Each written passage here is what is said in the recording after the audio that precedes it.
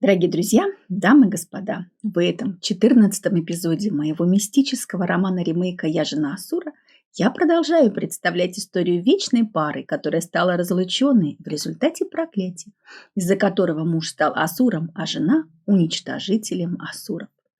Получив благословение Шивы на благополучное воссоединение со своей вечной женой, муж Асур завербовался в межзвездный десант Асуров, прошел через перенос на нужную планету и начал свою службу в этом десанте.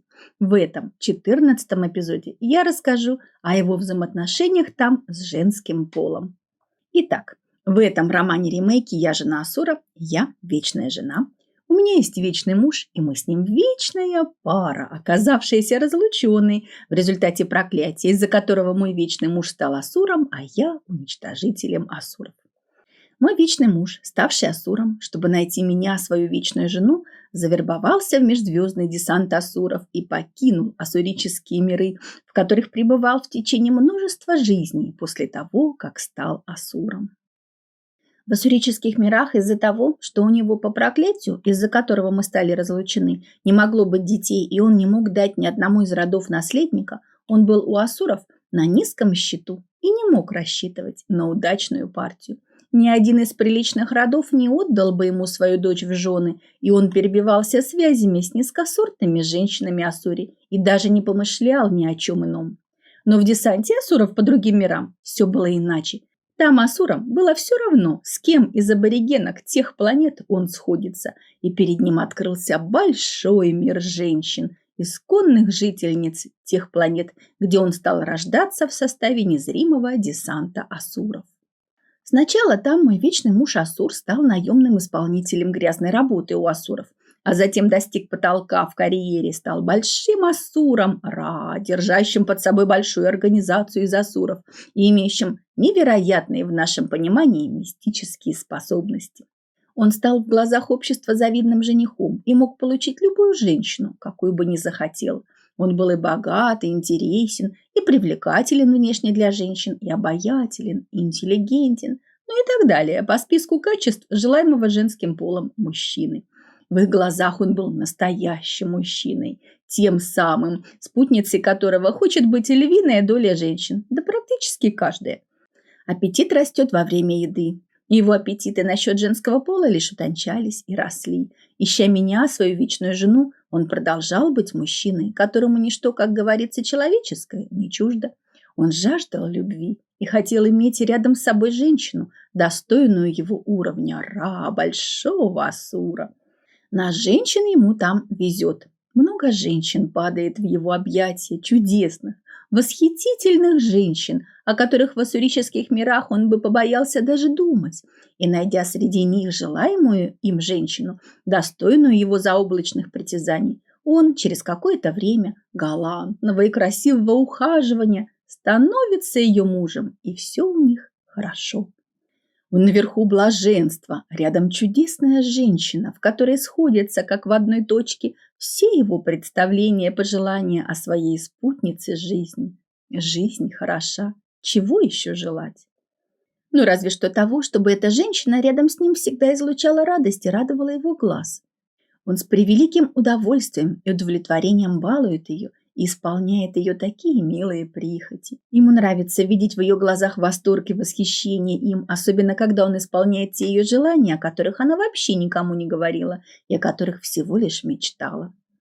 Ему приятно, когда она думает про него, как же ей повезло, что ее мужем стал такой чудесный, такой тонко чувствующий ее настроение и предугадывающий ее пожелания мужчина. На самом деле он не просто тонко чувствует ее настроение и предугадывает ее пожелания. Он реально видит их. Будучи большим асуром с невероятными мистическими способностями, он в буквальном смысле сидит в ее мыслях и видит все, о чем она думает и что она хочет. Он просто видит ее желания, читая ее мысли как открытую книгу, и исполняет их. Но не все желания могут быть исполнены. Некоторые не полагаются нам по карме. Не заслужили. На счету благочестия недостает благочестивых заслуг для того, чтобы окупить приобретение исполнения данного желания. И он, видя, что какое-то желание его женщины не может по тем или иным причинам сбыться, начинает желать, чтобы оно все же сбылось. И так как мы с ним являемся вечной парой, и я его вечная жена, по своему вечному изначальному положению призвана исполнять желания, с моего счета благочестия на исполнение его желания автоматически переходят средства, мои благочестивые заслуги, в том количестве, которого недостает той его женщине для покрытия исполнения ее несбыточного желания. Это как если вы стоите перед кассой в магазине, в вашей корзине желаемые вами вещи, вы протягиваете банковскую карту к терминалу оплаты, а там пишут, что средств на карте недостаточно. Вы расстраиваетесь, но вдруг какой-то ваш доброжелатель переводит на вашу карту недостающую сумму, и вы, довольны и радостны, забираете все покупки и несетесь домой. И вот так же случается и с моим вечным мужем, просто потому, что мы с ним вечная пара, самые настоящие близнецовые пламена, запитанные друг на друга. Он, как мой мужчина, призван защищать меня и обустраивать мою жизнь, а я, как его женщина, призвана помогать ему с исполнением его желаний, в том числе с помощью своих благочестивых заслуг.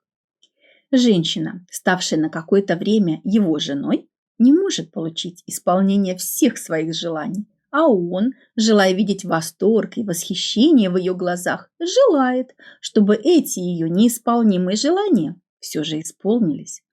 Из моего счета благочестия, даже если мы с ним не вместе, автоматом переводятся средства на исполнение его желания. И желание той женщины исполняется за счет моих благочестивых заслуг. И чем несбыточнее ее желание, тем выше его цена, тем больше на его исполнение требуется благочестивых заслуг, тем больше их снимается с моего счета благочестия, тем ниже и больнее я падаю в результате этого. Я падаю со своего уровня, так как мне, оказывается, уже не достает средств на свое нахождение на нем. Я падаю, я что-то теряю важное для себя в своей жизни, так как у меня нет средств на оплату присутствия этого в моей жизни. У его женщины сбывается недостижимая мечта. Он счастлив, видя, как счастлива она. А я падаю, и мне больно, я что-то теряю ценное, теряю близких, родных мне людей, дорогих сердцу питомцев, любимые растения, средства к существованию, жилье, в котором жила до этого, здоровье, о котором и не думала до того момента, любимые мной вещи, какие-то ценные и важные для меня умения и способности, жизненные перспективы. Все это утекает от меня, как песок сквозь пальцы. Мне приходится падать со своего привычного, удобного и комфортного уровня, на который я долго взбиралась до этого, и собирать себе заново по кусочкам, начиная жизнь с нуля. И так как это происходит вследствие его желания, то получается, что мой вечный муж выступает причиной моего падения.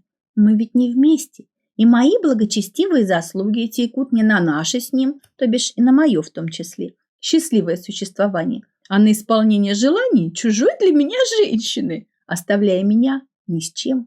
И за это к нему летит бумеранг, его очень болезненное падение с его уровня. А так как мое падение произошло вследствие исполнения желания его женщины, то его падение прилетает к нему через нее.